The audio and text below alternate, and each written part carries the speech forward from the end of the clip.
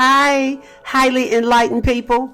This is Elsie Cardell with Believe and Receive, your weekly inspiration for your daily activation. Today's topic is eyes wide shut. Eyes wide shut.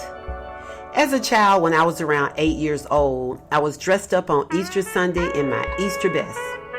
And I saw this white lady and she looked at me and said, "You're a pretty black girl." She said it like pretty and black with dark complexion skin didn't go together, like I was an exception. And then when I was in the 10th grade, I was speaking with my guidance counselor. He asked me what I wanted to be when I grew up, and without hesitation, I told the man I wanted to be the President of the United States. And I was dead serious.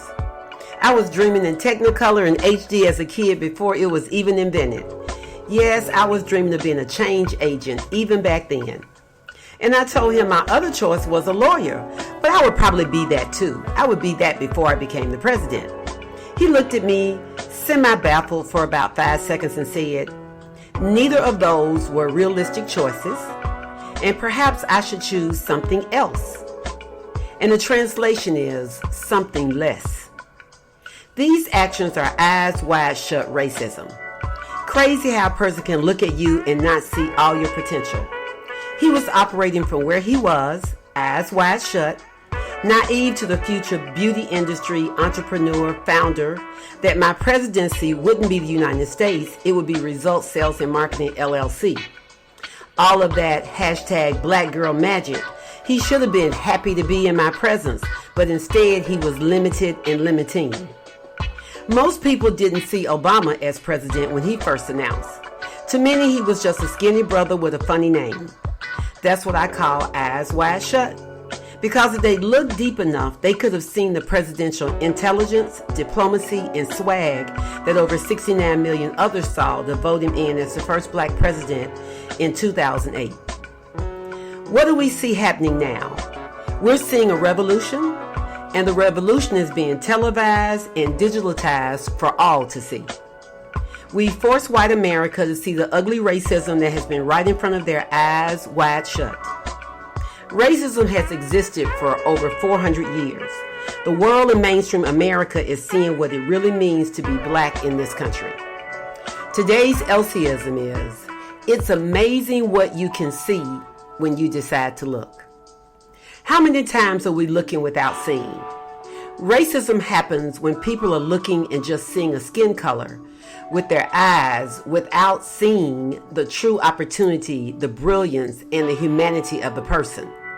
But now we've got your eyes wide open for possibly the first time. You can't unsee it. You can't unring the bell for all that has happened. Things that are happening are too big to ignore. They're now able to see the value of humanity and the hypocritical criminality of doing the opposite of everything Jesus instructed us all to do. And beautiful black people, we cannot allow that blatant, ignorant, and disrespectful plan to rally on Juneteenth in Tulsa to get us so upset that we're looking and not seeing.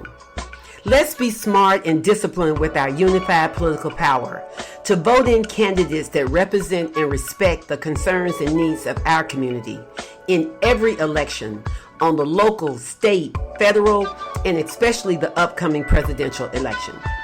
Plus, in our own community, amongst each other, I want us to not be guilty of what white America is prejudiced of, which is seeing each other for just the color of our skin. Don't be judgmental against another brother or sister. See each other's shared suffering and how we can impact change in the community. Keep our eyes wide open and make conscientious decisions for our community that advance our culture. See the need for us to elevate our own black-owned businesses through collective economics. Buy black and make your dollars your power by spending with black-owned businesses. And vote, vote, vote. All to masterfully create the change this nation so desperately needs will be inevitable. Remember, get busy living your purpose because your power is in the now, and now is always today. This is Elsie Cardell with Believe and Receive, your weekly inspiration for your daily activation. You're listening to 95.1 FM Chicago, your heartbeat for soul.